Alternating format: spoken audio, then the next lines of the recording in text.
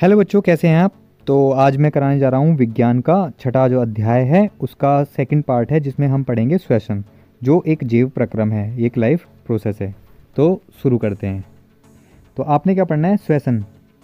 श्वसन क्या है, एक जैव रासायनिक अभिक्रिया है जो कि जीवों में होती है, और एक रासायनिक अभिक्रिया होती है ऑक्सीकरण की, यानी इसमें ऑक्सीजन ऐड होती है। तो जिसमें क्या होता है, विशेष जो है ये मानव जो अंग, मानव का एक विशेष अंग होता है जो वातावरण से ऑक्सीजन को लेता है, ग्रहण करके उसे शरीर की कोशिका तक पहुंचाते हैं। अतः जो श्वसन होता है वह क्रिया है जिसमें कोशिकाओं में जो कार्बनिक यौगिक होते हैं, प्राय ग्लूकोज जो होता है, उसका ऑक्सीकरण होता है, यानी उसमें ऑक्सीजन जुड़ जाती है। इस क्रिया में जो कार्बन डाइऑक्साइड है तथा जो ऊर्जा है वो उत्पन्न होती है, और इस ऊर्जा को विशेष एटीपी अणुओं, जो एटीपी है एडिनोसिन ट्राइफॉस्फेट, उसमें विभवीय ऊर्जा, मतलब इसमें ऊर्जा होती है, उसके रूप में इकट्ठा हो जाती है, संचित हो जाती है। यह जो ऊर्जा होती है वो मानव शरीर की विभिन्न उपापचयी क्रियाएं होती हैं, जो उपचयन क्रियाएं जो होती हैं उसके द्वारा उपयोग में लाई जाती हैं। इस क्रिया में जो जीवित कोशिकाओं हैं उनमें कार्बनिक भोज्य पदार्थ होता है, जो मतलब भोज्य पदार्थों का जो जैव रासायनिक है वो का ऑक्सीकरण होता है, यानी उसमें ऑक्सीजन ऐड होती है।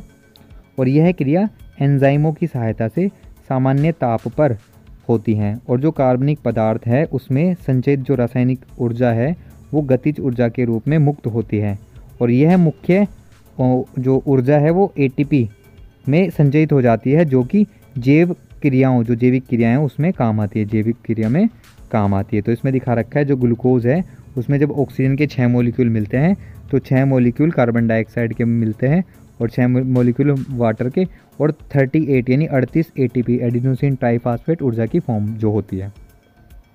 आगे है ऑक्सीजन की उपस्थिति तथा अनुपस्थिति के आधार पर जो श्वसन होता है वो 2 प्रकार का होता है। तो जो पहला है उसे बोलते हैं ऑक्सीश्वसन। यह क्रिया ऑक्सीजन की उपस्थिति में होती है, और इसमें जो ग्लूकोज होता है उसका पूर्ण ऑक्सीकरण हो जाता है, तथा जो CO2 होता है वह जल बनाता है। और इस प्रक्रिया के 2 चरण होते हैं। तो पहला जो चरण है उसमें ग्लाइकोलाइसिस जो है, या फिर क्रेब चक्र होता है, जो ग्लाइकोलाइसिस क्रिया जो है कोशिका द्रव में संपन्न यानी कंप्लीट होती है। इसमें क्या होता है, इससे 2 एटीपी अणुओं का शुद्ध लाभ होता है। इसका जो अंतिम उत्पाद है वो होता है पायरुविक अम्ल। पायरुविक अम्ल जो होता है वो 3 कार्बन का कंपाउंड होता है, यौगिक होता है। माइटोकॉन्ड्रिया में जाकर जो क्रेब चक्र है वो प्रवेश करता है, मतलब जाकर प्रवेश करता है क्रेब चक्र में, और जहाँ इसका जो वायवीय ऑक्सीकरण है, मतलब ऑक्सीजन इसमें ऐड हो जाती है, जो एक अणु है ग्लूकोज का उसके सारे जो पूर्ण है ऑक्सीजन से 38 यानी 38 एटीपी अणु बनते हैं, जिनसे जो ऊर्जा होती है वो निकलती है 673 किलो कैलोरी प्राप्त होती है। दूसरा है अनोक्सी श्वसन, मतलब इसमें ऑक्सीजन नहीं होती। तो यह क्रिया ऑक्सीजन के अभाव यानी कमी में होती है, और इसमें ग्लूकोज जो है उसका पूर्ण ऑक्सीकरण नहीं हो पाता, तथा इसमें एल्कोहल बनता है जो C2H5OH है, और CO2 बनता है, आदि बनते हैं। और एक अणु जो है ग्लूकोज का उससे 2 एटीपी अणु प्राप्त होते हैं। और अनोक्सी जो श्वसन है, अनोक्सी श्वसन जो है उसका अंतिम उत्पाद एथिल एल्कोहल होता है, और वह क्या होता है, ऊर्जा 227 किलो कैलोरी प्राप्त होती है। कभी कभी जो ऑक्सीजन होता है उसकी कमी से, अभाव में, हमारी जो पेशियाँ हैं उनकी कोशिकाएं जो हैं उसमें पायरुवेट के विखंडन से या विखंडन के लिए दूसरे पथ जो है अपनाने जाते हैं। यहाँ पायरुवेट जो होता है एक 3 कार्बन वाले क्या होता है, यौगिक होता है। तो 3 कार्बन वाला अणु होता है, और जो लैक्टिक अम्ल होता है उसमें कन्वर्ट हो जाता है, परिवर्तित हो जाता है, जिसके कारण जो पेशियाँ हैं, पेशियों में क्रैम्प आ जाते हैं, निशान आ जाते हैं, और दरारें पड़ जाती हैं, हो जाते हैं। तो अतः जो श्वसन है उसके इस संपूर्ण जो प्रक्रम या प्रक्रिया है उसको निम्नलिखित चित्र के द्वारा भी संक्षिप्त प्रदर्शित किया जा सकता है। तो इसमें दिखा रखा है कि जो ग्लूकोज के 6 मॉलिक्यूल होते हैं वो पायरुवेट के 3 मॉलिक्यूल में टूट जाता है और ऊर्जा बनाता है। तो जो पायरुवेट होता है अगर उसे ऑक्सीजन की कमी है, ऑक्सीजन उसमें बिल्कुल भी नहीं मिल रही, तो बनता है इथेनॉल, जो कि यीस्ट के अंदर बनता है, कार्बन डाइऑक्साइड बनती है और ऊर्जा बनती है, और 2 कार्बन अणु बनते हैं। अगर वही चीज़ किस में हो रही है, ऑक्सीजन के अभाव यानी कमी से हो रही है, तो वो पेशीय कोशिकाओं में होती है, और इसमें लैक्टिक अम्ल बनता है और ऊर्जा बनती है, और 3 कार्बन अणु बनता है। उसी के साथ जो हाइड्रोजन है, उसी के साथ जो पायरुवेट है, अगर उसमें ऑक्सीजन की उपस्थिति है तो माइटोकॉन्ड्रिया के अंदर कार्बन डाइऑक्साइड बनती है, जल बनता है और ऊर्जा बनती है। एटीपी जो है एक फास्फोरिक बंध के टूटने से 7.6 किलो कैलोरी ऊर्जा निकालती है, तथा जो एडीपी होता है, एडिनोसिन डाइफास्फेट जो होता है वो बनता है, और एटीपी एडिनोसिन जो ट्राइफास्फेट है कोशिकाओं में ऊर्जा का एक महत्वपूर्ण स्रोत होता है, तथा यह ऊर्जा की जो मुद्रा आती है वो भी कहलाती है, ऊर्जा की मुद्रा भी इसको कहलाया जाता है। एटीपी का जो संश्लेषण होता है, एटीपी जो संश्लेषण का मुख्य स्थान होता है माइटोकॉन्ड्रिया के अंदर, और एटीपी विभिन्न कोशिकाओं जो कोशिकीय क्रियाएं हैं उनको, जैसे कि कोशिका का विभाजन होना, सक्रिय परिवहन होना तथा जीव द्रव की गति होना, उसके लिए आवश्यक होती है। एडीपी जो है उसमें पीआई जब मिलता है तो ऊर्जा देने पर एडीपी और पीआई मिलकर के एटीपी एडेनोसिन ट्राइफास्फेट बनाते हैं। जो एनएडीपी है वो 2H का निर्माण करती है, 2 हाइड्रोजन का निर्माण करती है माइटोकॉन्ड्रिया के अंदर, मतलब माइटोकॉन्ड्रिया के अंदर होता है। आगे है श्वसन प्रक्रिया। श्वसन प्रक्रिया को निम्नलिखित 2 भागों में बांटा जा सकता है। बाह्य श्वसन। बाह्य श्वसन के लिए सभी जो कशेरुकी जंतु होते हैं, शरीर सर्प हो गया, पक्षी हो गया, स्तन वाले हो गए, उसमें बाह्य श्वसनांग मतलब बाहर श्वसनांग होते हैं, जैसे मेंढक पे त्वचा पे होते हैं, और मछली में गलफड़े के अंदर होते हैं, गिल्स बोलते हैं उसको हिंदी इंग्लिश में, और मनुष्य में फेफड़ों में आदि में होते हैं। बाह्य श्वसन को अध्ययन की सुगमता के लिए निम्नलिखित पदों में विभक्त किया जा सकता है।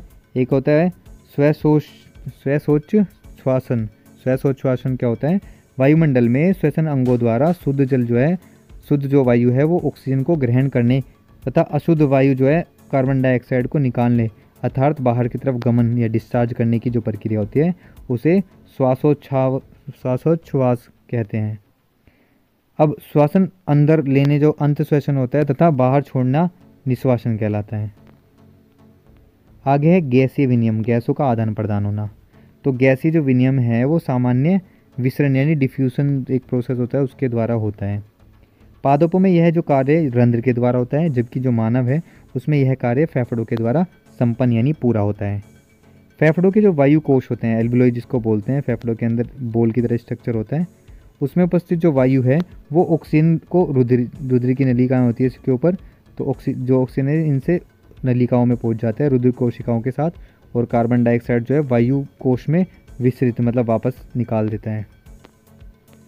आंतरिक श्वसन, अंदर मतलब आंतरिक जो श्वसन होता है, तो रुधिर कोशिकाओं एवं ऊतकों के बीच में गैस का आदान प्रदान होता है, वो ही आंतरिक कोशिकीय श्वसन कहलाता है। अतः जो कोशिकाएं हैं उसमें जो ऑक्सीजन है उसकी उपस्थिति में ग्लूकोज तथा जो जैव रासायनिक ऑक्सीकरण कोशिकीय श्वसन कहलाता है। यह मुख्यतः कोशिका द्रव तथा माइटोकॉन्ड्रिया में होता है। पादपों में श्वसन। पादपों में जो श्वसन है उसके लिए गैसों का आदान प्रदान रंध्रों के द्वारा होता है, और यहाँ जो कार्बन डाइऑक्साइड है या फिर ऑक्सीजन है उसका आदान प्रदान जो होता है वो डिफ्यूजन या विसरण के द्वारा होता है। विसरण की जो दिशा होती है वो पर्यावरण की अवस्थाओं तथा पादपों की आवश्यकता पर निर्भर करता है। रात में जब कोई प्रकाश संश्लेषण की क्रिया नहीं हो रही होती तो जो CO2 है उसका निष्कासन और ऑक्सीजन का ग्रहण करना ही मुख्य आदान प्रदान क्रिया है। दिन में श्वसन के दौरान मुक्त जो कार्बन डाइऑक्साइड होती है वो प्रकाश संश्लेषण में यूज या प्रयुक्त होती है। आगे है जंतुओं में श्वसन। जलीय जो जीव हैं उसमें श्वसन जल में विलेय जो मिक्स ऑक्सीजन होती है उसको ग्रहण करना होता है, तथा मछली जो है अपने मुख के द्वारा जल को लेती है तथा बलपूर्वक इसे क्लोम पर पहुंचा देती है, जहाँ जो विलेय यानी मिक्स जो ऑक्सीजन होती है वो रुधिर उसको ले लेता है, और स्थलीय जीव जो हैं वो श्वसन के लिए वायुमंडल की ऑक्सीजन का उपयोग करते हैं। आगे है मनुष्य में श्वसन। मानव के जो प्रमुख श्वसन अंग है वो फेफड़े हैं, और फेफड़ों तक बाहरी वायु जो बाहर की वायु होती है वायु के आवागमन आने और जाने हेतु नासिका जो होती है वो पाई जाती है। ग्रसनी, नसिका, ग्रसनी, वायुनाल तथा इसकी शाखाएं मिलकर के एक जटिल वायु मार्ग या एयर पैसेजवे बनाती है। इस प्रकार के जो सभी संवहनी अंग हैं तथा जो फेफड़े हैं वो मिलकर के मानव का श्वसन तंत्र बनाते हैं। मनुष्य में जो सहायक श्वसन अंग होता है वो नासिका, नासामार्ग, ग्रसनी तथा वायुनाल हैं।